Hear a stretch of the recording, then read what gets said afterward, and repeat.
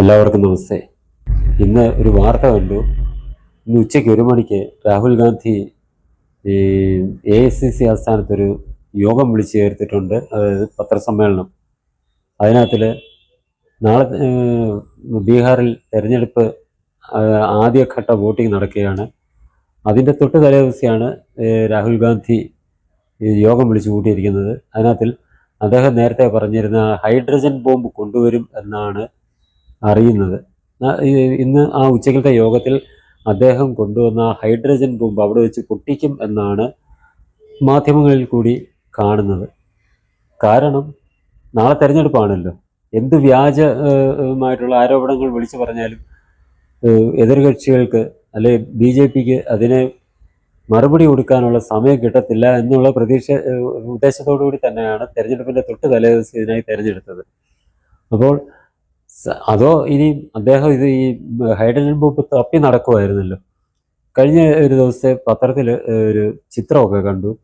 ഇദ്ദേഹം ഒരു കുളത്തിൽ ഇറങ്ങി ആരാണ്ടര കൂടെയൊക്കെ കുളത്തിൽ ഇങ്ങനെ മുങ്ങിത്തപ്പി നടക്കുന്നത്. അത് ഇനി ആ ബോംബ് അന്ന് തൊട്ടേ അദ്ദേഹം ഈ കുളത്തിലും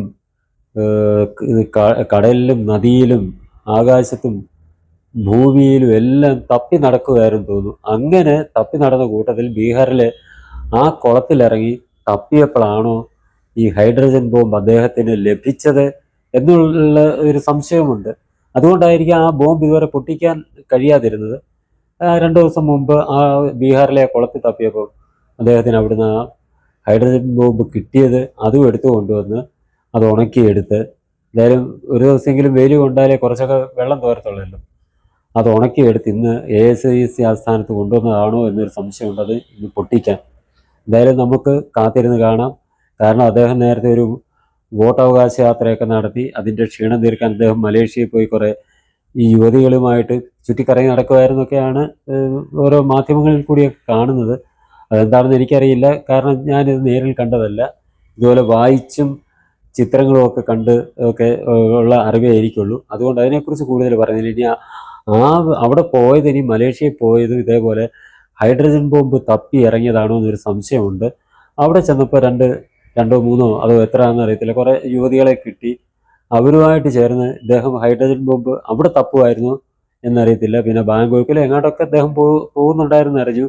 ഇവരെയൊക്കെ ഒരു ബന്ധു സൊറോസാണ് ഇതിനെല്ലാം അവർക്ക് വേണ്ട സഹായങ്ങളും സാമ്പത്തിക സഹായവും എല്ലാ സഹായം ചെയ്തു കൊടുക്കുന്നത്. അദ്ദേഹം ഉൾപ്പെടെ പലയിടത്തും ഈ ബോംബിന് തപ്പി നടന്നു എന്ന് ഒക്കെ ഇങ്ങനെ അറിയുന്നു. എന്തായാലും തപ്പി അവിടുന്ന് അങ്ങ് കിട്ടാതെ കഴിഞ്ഞ ദിവസം ബീഹാറിൽ നിന്ന് തന്നെ ആ ഹൈഡ്രജൻ ബോംബ് കിട്ടി എന്നറിയുമ്പോൾ വളരെയേറെ സന്തോഷമുണ്ട്.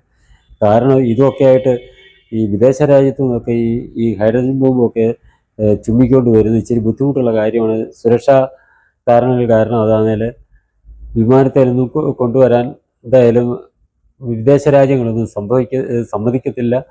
അവിടുന്ന് തൊട്ട് ഇതും തലേച്ചൂടായിട്ട് ഇവിടോട്ട് നടന്നു വരാനും ഒക്കത്തില്ല. പക്ഷേ ബീഹാറിൽ നിന്നാകുമ്പോൾ ആ ഒരു വിഷയമില്ല. നമ്മുടെ രാജ്യം തന്നെയാണ്, ഇവിടുത്തെ ഒരു സംസ്ഥാനമാണ്.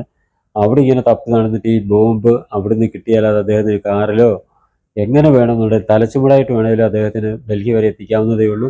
അങ്ങനെ ബോംബ് എത്തിച്ചിട്ടുണ്ടെന്നാണ് അറിയുന്നത്. നമുക്കതെന്തായാലും ഉച്ച വരെ കാത്തിരിക്കാം. ഇപ്പോൾ എന്തായാലും ഒരു മണിക്കൂറൊക്കെ കഴിയുമ്പോഴത്തേക്ക് നമുക്ക് ഈ ബോംബിനെ കുറിച്ച് ഏകദേശമൊക്കെ രൂപമൊക്കെ കിട്ടും. ആ ബോംബ് പൊട്ടുന്നത് കാണാൻ വേണ്ടി വളരെയേറെ ആകാംക്ഷയോടാണ് ഞാനിരിക്കുന്നത്. എന്നെപ്പോലെ തന്നെ ആയിരിക്കുമല്ലോ നിങ്ങളെല്ലാം ഈ ബോംബ് പൊട്ടുന്നത് കാണാനുള്ള ആകാംക്ഷയോടുകൂടി കാത്തിരിക്കുകയായിരിക്കും. നമ്മളെ നിരാശപ്പെടുത്താതെ ഒരു നല്ലൊരു ബോംബ് തന്നെ അവിടെ അദ്ദേഹത്തിന് പൊട്ടിക്കാൻ കഴിയട്ടെ എന്ന് നമുക്ക് പ്രാർത്ഥിക്കാം. എന്ന് വെച്ചാൽ ഇതുവരെ അദ്ദേഹമാണ് ഞാൻ ആറ്റം ബോംബുണ്ട്, ആ ബോംബുണ്ട്, ഈ ബോംബുണ്ടെന്നൊക്കെ പറഞ്ഞ് നടന്നിട്ട് ഒരു ഏറുപടക്കം പോലും അദ്ദേഹത്തിന് എറിഞ്ഞു പൊട്ടിക്കാൻ കഴിഞ്ഞില്ല. അത് പോട്ടെ, ഒരു ബീഡിപ്പടക്കമെങ്കിലും പൊട്ടിക്കാൻ അദ്ദേഹത്തിന് കഴിഞ്ഞിട്ടില്ല. അദ്ദേഹം കൊണ്ടുവന്ന് പൊതി അഴിക്കുമ്പോഴാണ് ഇത് കാണുന്നത്. എല്ലാം ഇത് നനഞ്ഞ പടക്കം. അതായത് ആരാണ്ടൊക്കെ അദ്ദേഹത്തിനെ പറ്റിക്കാൻ വേണ്ടി ഈ ഉപയോഗശൂന്യമായിട്ടുള്ള കുറേ പടക്കങ്ങൾ പൊതിഞ്ഞു കെട്ടി അദ്ദേഹത്തിന് കൊടുത്തു വിടുന്നു. ഇദ്ദേഹം ഒരു പൊട്ടനായതുകൊണ്ട്, ചിന്താശക്തി ഇല്ലാത്ത ആളായതുകൊണ്ട്, അത് തന്നെയല്ല പൊട്ടൻ എന്നതിനോടൊപ്പം തന്നെ ബുദ്ധിശൂന്യൻ എന്നതിനോടൊപ്പം തന്നെ ഇദ്ദേഹത്തിന് പ്രധാനമന്ത്രി കസേരയിൽ ഇരുത്താമെന്നും പറഞ്ഞ് പാർട്ടി കുറേ പൊക്കിക്കൊണ്ടായിരുന്നു ഇദ്ദേഹത്തിന് ആ രീതിയിലും അങ്ങ് മാനസികമായിട്ട് അങ്ങ് വല്ലാത്ത രീതിയിൽ അങ്ങ് പിരികേറ്റി വിട്ടത് കാരണം ഇദ്ദേഹത്തിന് പിരിയും വെട്ടിയിരിക്കുകയാണ് ആ ഒരു സ്വപ്നം, പ്രധാനമന്ത്രി കസേര. ആ സ്വപ്നം കണ്ട് കിടക്കുന്നതുകൊണ്ട് ഇദ്ദേഹം ഒന്നും ചിന്തിക്കാതെ ഇത് ആറ്റം ബോംബാണെന്നും പറഞ്ഞ് ഈ നനഞ്ഞ പടക്കം കൊണ്ടുവന്നാണ് നമ്മുടെ മുന്നിലൊക്കെ അവതരിപ്പിച്ചത്. അങ്ങനെ അദ്ദേഹം നാണം കെട്ടിരിക്കുന്ന സമയത്താണ് ഇപ്പോൾ ഹൈഡ്രജൻ ബോംബ് പൊട്ടിക്കുമെന്ന് പറഞ്ഞിരിക്കുന്നത് ഉച്ചയ്ക്ക് 1 മണിക്ക്. വളരെ ഏറെ നല്ല കാര്യം, അത് നമുക്ക് പ്രതീക്ഷിച്ചിരിക്കാം. ആ ബോംബ് നമുക്ക് എങ്ങനെയുണ്ടെന്ന് കാണാം. പിന്നെ അദ്ദേഹത്തിനോടൊരു ഉപദേശം എനിക്കുണ്ട്.